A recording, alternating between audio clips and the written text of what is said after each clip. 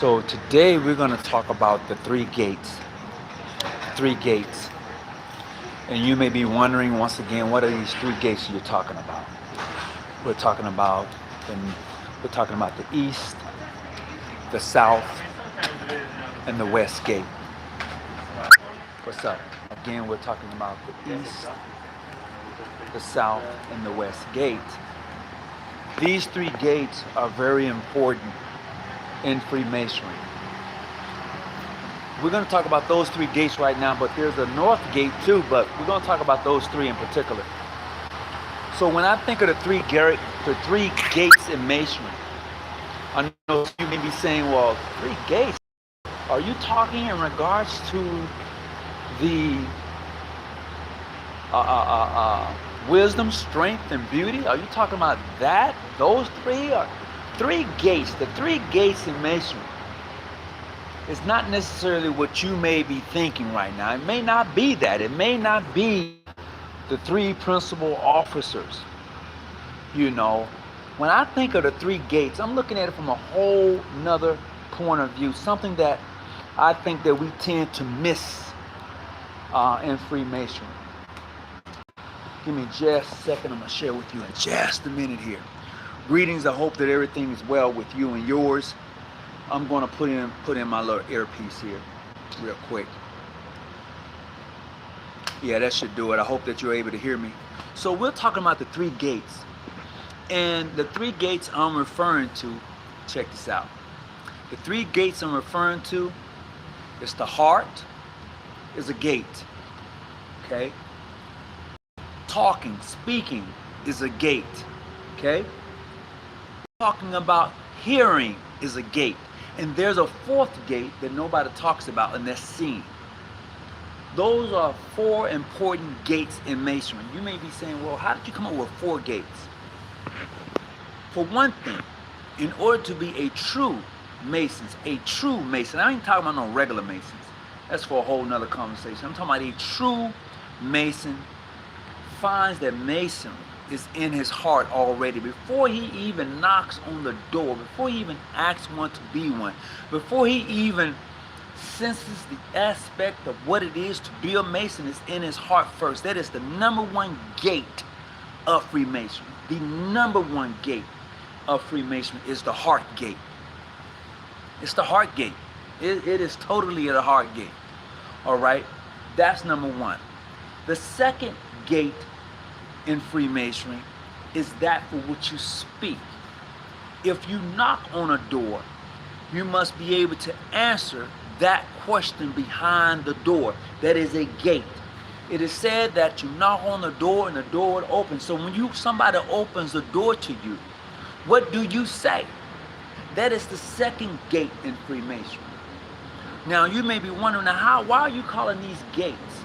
Because with the tongue, life and death is given in the tongue. It's in the speech where you can lift somebody up and give them life, or you can kill somebody literally. You can cause them so much pain with your words until they no longer want to be around you. You don't have to physically damage a person. You can speak the words and it can physically mess them up mentally and spiritually. So that is a gate. So those two gates right there are very important. First, Masonry must be in your heart. A true Mason understands that. A true Mason understands the mere fact of Masonry being in his heart and his acceptance of being and practicing the craft of Freemasonry. It's number one. Number two is that a Mason who understands his words and what they mean and how they're able to lift up, to tear down, to build and to replace, to cause harm and hurt, or to love and to give life. He understands that. He gets that. So when he speaks to his brother, not knowing what jurisdiction he is, he speaks with love and kindness. He speaks in a way to give life to that brother that he's speaking to. He speaks that way also to his sister. He doesn't necessarily wants to cut you down. He wants to build you up. He understands what his words mean. That's why he says his word is his bond. It's number two. Number three. Number three is a very important gate. Number three is a very important gate. And that gate is to listen. To listen. That third gate is a very important gate. That gate is to listen. You're going to listen to what your heart says, that spiritual thing in you, that ruah in you that speaks that nobody can hear but you. You're going to listen. You're going to listen. You know how you say, my first mind said. Nobody heard your first mind but you. But you say that. So you must be able to be able to hear, to be able to listen, and to be cautious in the aspect of hearing and listening to a brother's call, to a sister's call, to words of wisdom and enlightenment.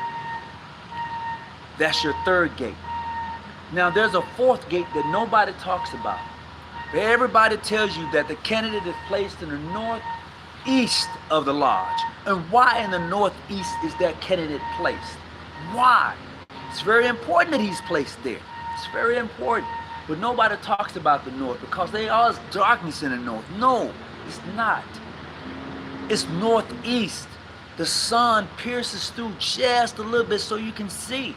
So the candidate sits over in the northeast corner of the lodge so he can observe, so he can see the ceremonial ritualistic rites and the teachings and the lesson from the east. He sits in the northeast, so he hears the wishful master as he speaks to the craft and give lectures. He's there to be able to be observant and to be cautious about that which is taking place around him. We never talk about that northeast corner of the lodge. Often we're told that it's man, ain't nothing over there, it's dark over there. No, there's a glimpse of light. You know how you get up in the morning, it's dark, but yes, there's enough light for you to navigate and to see. That's what it is being over the northeast corner. That's exactly what it's like. Greetings everybody who's coming on. I want to say thank you. Please hit the like button and join us every now and then. I don't know when it will pop up, but I'm glad that you're here with me. So we need to be able to look at these different attributes of Freemasonry from a variety of aspects because they all have an working of life journey on us. They do. They really do. And it is my hope that as you and I grow, as we see Masonry for what it is, that you and I will be able to grow from that and understand that, hey, look, this thing we call Masonry is bigger than where we at. We should all be able to enjoy Masonry and what it brings to our lives and what we put into it.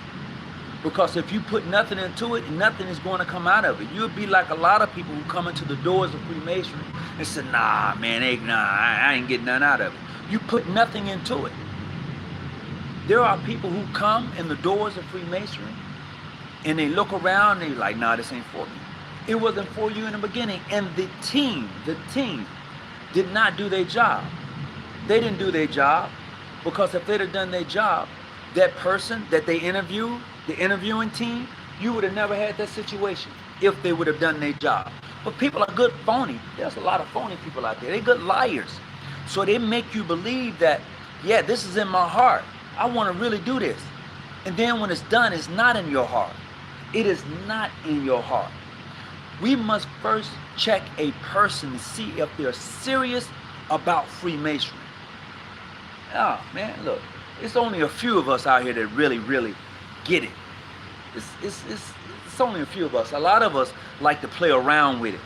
You know, we're dues carrying members, you know. So we don't really understand the significant value of being part of this ancient craft masonry. We don't get it.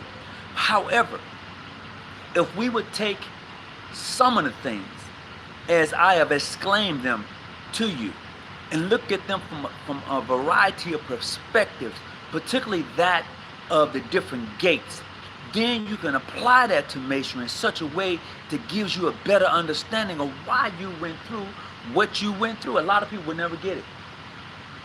You talk about these gates, and these gates gives you an opportunity to look inside the doors of masonry from a different point of view. Once they have been explained, once you have settled in and you sit in the northeast corner of the lodge, This is why you sit there. Not just because it's dark. You sit there to learn and to watch the inner workings of the craft. That's why you sit there. You sit in the east so you can give wisdom to the brotherhood. You sit in the west to be observant and to assist that wishful master. So, and then you sit in the south, so at its meridian height is the glory and the beauty of the day. These things are applied to you physically. Masonry is in your heart. It's the soul of a man. It is the inner workings of a man. It is the character of a man. All right? Then you're going to flip that and you're going to say, okay, now the words that I speak to the brother who I found to be worthy and well qualified, who I found to be tested and true, those words, man, they're beautiful when they're coming from someone with love in their heart. Then not only that, you're going to listen and be cautious when the brother is telling you and speaking to you about oncoming danger. You're going to listen. Yeah, brother, I got you. Sister, I hear you. You're going to listen. You're going to be cautious because they're telling you and they're warning you about danger. And then you're going to sit back and watch and be observant and be cautious in places that you're not really familiar with. You're going to look for signs and symbols to guide you. See, Masonry is a beautiful thing. But so many of us take it and just give your pearls to the swine and be wondering why your lodge doesn't prosper. Be wondering why you don't enjoy Freemasonry and why you don't have that love for it like somebody else has that love for it. You wondering all of these things when you're missing out on the essence of Masonry because you don't study. Oh, I got my ritual, bro. I got my dues card. I'm good. But you don't study. You don't see the significant values and the symbolism of Masonry, how it really applies to your physical body. You don't see that. What you see is the mere fact of a fraternity and not a system that works in your life journey. You see the fraternity of the Brotherhood of Freemasonry. You know that. That's what you get. That's what you see. You know. But if you sit back and watch and be cautious, you speak love and truth, and you listen, and you're able to open those various gates into Freemasonry, it's a whole nother world awaits you. It's a whole nother world awaits you. Don't get caught up in the back and forth that you may hear. Don't do that to yourself. Don't get caught up over the small pettiness that you may hear. Don't do that. What I've learned, and I'm sharing this with you, what I've learned is that when I stop doing those things and I stop debating people who was not even worthy to have a conversation with, when I stop interjecting and putting and when I stopped all of that, then I saw another part of Freemasonry that was open to me. Man, I saw another part of Masonry that was open to me. I saw brothers from a variety of walks of life who would give me calls. I saw brothers who was really concerned not only with me but with the craft. I seen this from a variety of points of views. And I'm not only talking about my own brothers, I'm talking about brothers from PHA, brothers from International, Modern Free. I'm talking about things that I personally had involvement or was engaged with. When brothers have called me up and say, man, look, I need and I want you to do this for my lodge. We want to do a private Zoom. We don't want nobody to me, that is totally priceless. That's priceless, man. You have no idea how that touches me when a brother calls me up and asks me to do this for his lodge. It's priceless. Absolutely priceless. And let me tell you, to the brothers of the craft who have reached out to me and have said these things, that just makes me even more convinced in regards to Freemasonry and how it actually builds and assists and aids people in this thing we call life. It does that. It adds extra flavor you know, for lack of a better word. It does. It adds that extra flavor. When you travel and you're able to really have that inner workings of fellowship with brothers from other than your own jurisdiction. When you're able to open these gates that I call in regards to Freemasonry, when you're able to really listen and see and know that Masonry is in that brother's heart because he has been tested and tried and found to be well qualified. When he's done all of that and you have found that brother to be solid, nothing like it. Nothing like it. I don't care what people say. Nothing like it, man. You know, I heard people say, well, you know, I joined this lodge, and you should never join a lodge or a chapter that's going to be physically causing you harm, hurt, or danger. Hear me clearly. You should never join a Masonic lodge that's going to physically cause you harm, hurt, or danger. I said that. I said that. That's just a fact. You shouldn't do that to yourself. I'm going to say it a third time. You should never join a lodge that's going to cause you physically harm, hurt, or danger. Because that's not Masonry. It's not. I said physical harm, hurt, or danger. Greetings, everybody that's coming on. In my opinion, Masonry is one of the 7 characteristics of a wise man. The true practice of Masonry can allow men to build nations. Oh, well put. Critical thinking, well put. You're absolutely correct. However, in addition to what you said, this is why it's important also to add to what you just said, that we must understand when you are truly practicing Masonry, when you are truly engaged in Freemasonry, so many doors and gates will open. Telling you what I know, not what I think I know, but some facts that have occurred and happened to me. I'm just sharing it with you. What's going on, Brother Lawson? How you doing? You know, this is what we must do. This is how we must make things happen. Let me tell you, I have something great, and I say great, it's good. It's for the betterment of my jurisdiction, my lodge.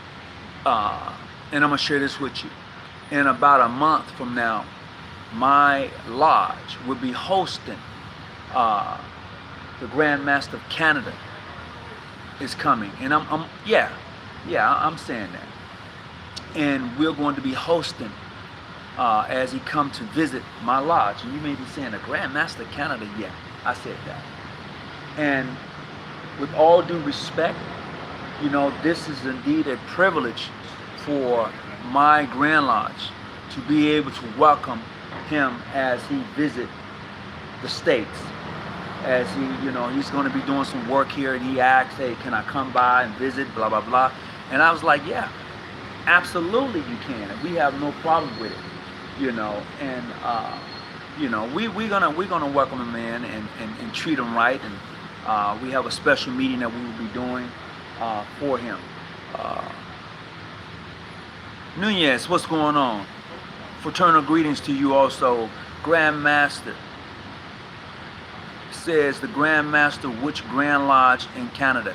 I will tell you this, it's not mainstream as you guys would like to call it. No, it's not that particular Grand Lodge out of Canada. I'll leave it at that. You know, some people, some things I can share, and I'm not going to give all the details out. I'll put it at that. Pictures will be taken. You know, I'll put it at that. Otherwise, it would be a pavilion grandmaster. You know, but we are definitely wanting to make that happen. We definitely yes, it is. Absolutely, absolutely. You know, it is. Absolutely. That's the only smile we're dealing with. We deal. I would tell you this. From my perspective, and I've been in this Grand Lodge now 32, 36 years. From my perspective, we only want to deal with individuals who believe in the true essence of Freemasonry. Those are, we're not, that's the only someone, that's how we deal. You know, it is absolutely. You said it. You said it. You know, absolutely. That is so true. And when you get past that, Brother Nunes, when you get past that, man, you can see masonry from so many perspectives. It is freaking unreal. Oh man, you don't hear me. When you get past that BS that people like to put out there, man, masonry from so many perspectives, so many different rights within the concept of Freemasonry, it is just freaking unreal. It will blow your mind of the variety of rights and the trueness of Freemasonry. Oh man, it leaves a person at awe. Trust me, it leaves a person at awe when he's able to do that.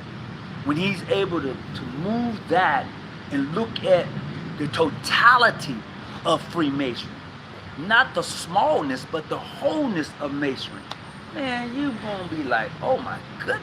Then you have the privilege of picking and choosing and fellowshipping and doing and going. Man, you have that moment. You have that awe moment within the framework and moving outside of the boundaries, you know, and understanding those gates, the gates I just got you talking to.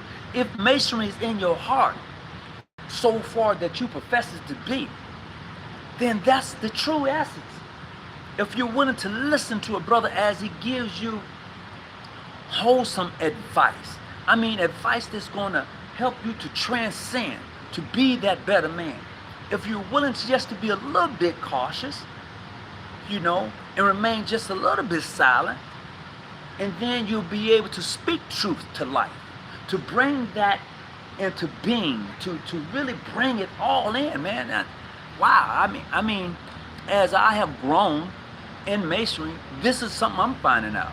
I mean, really, legitimately speaking, to the variety of brothers that I've been able to talk to across the pond, it is just totally amazing. Greetings, Brother Brandon Lewis, how you doing? It is totally, man, look, I'm gonna share this with you. There are brothers from a variety of Masonic organizations that I respect, and they know I do. I'm gonna tell you, some of them are in Prince Hall, some are in International, some are in Modern Free, some are in Ancient Free and Accepted. There are a select amount of brothers that I truly respect, and if they told me something, and if I was wrong, they know that I'm gonna heed to what they're saying. And it's not based upon their jurisdiction, it's based upon that person's character and what they mean to me and the respect that we may have for each other. That is the essence and quality of a Freemason, to where you're able to do that to a brother or say that to a brother out of love and kindness, and he sees there's no malice behind it. Red or French, which is term used here, you know. So that's where we're at. That is real talk. Greetings from Houston, Texas, United Most Wishful Scottish Rite, Grand Lodge, Ancient Free and Accepted Masons. Greetings, Johnny, how you doing, brother? Give your Grand Masters my greetings, and to your Congress. I think Brother Clark is still president of your particular Congress. Give my greetings. You know, so this is where I'm at, and I'm having a ball. Man, I was talking to my lodge brothers the other day. We was in a group chat, and I told them what I want for each of you is to have a ball in Freemasonry. When I say a ball, I want you to enjoy everything that Freemasonry has to offer. And trust me, Masonry has a lot to offer. It really does. But you have to be willing to accept that which it offers. If you're not willing to do that, you're not going to really enjoy it. I'm just being honest. You can pick up any book you want to and read all of the variety of information that Masonry has to offer in the conjunctions of people and an individual who writes these books. But if you cannot have the understanding of what it is to be a Mason. And if it's not in your heart, and you're not having an attentive ear, and you're not having a silent tongue, and you're not being cautious, and you're not trying to exhibit and be the example, it's for naught. It's for naught. So these gates that I'm talking about, you must be able to apply these gates as you travel in the Masonry. You must be able to apply the gates. Because did not our Grand Master try to escape from these gates? And there he was put to death. That's for another day, another time. But go back and check and see what they did to him. Let me explain just for a minute. As he tried to escape, they took his voice. He couldn't speak. That's a gate. Not only did they take that, they struck him in the chest, the heart. That's a chakra. Boom. They took that. Not only that, as he tried to go out, they hit him.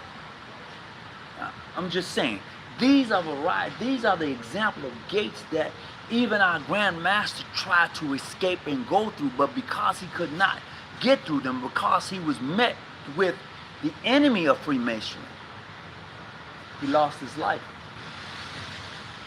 Some of you don't even know that Masonry has an enemy. It is called ignorance, superstitious, in fact, fatism.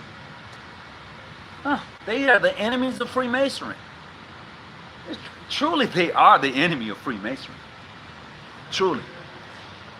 So look, I'm going to step back in here today. Got some work to do. I want to say thank you for coming and having this time with me, sharing this moment. I appreciate you. Look, man, sisters, if the sisters are even listening to this, you know, I want to say I appreciate you, and let it be told that a lot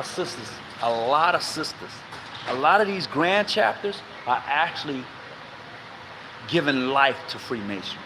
You'll catch that on the way home. Some of you know, some of you don't know. With that being said, let me see before I go, did I miss anybody? What's up, Big? What's up? What's up? How you doing? That's why it is so watered down. Brother News said that's why it's so watered down. You're absolutely right.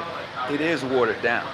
But we who know needs to be able to breathe life back in Freemasonry.